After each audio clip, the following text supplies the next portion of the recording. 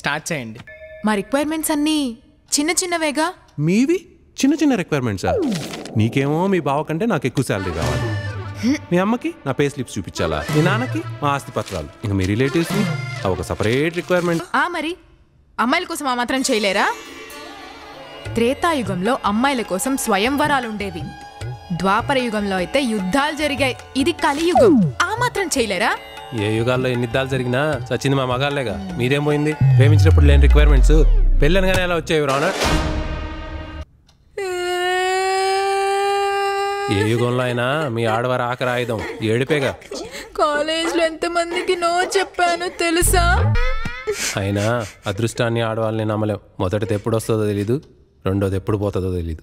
ఏ Kamesh,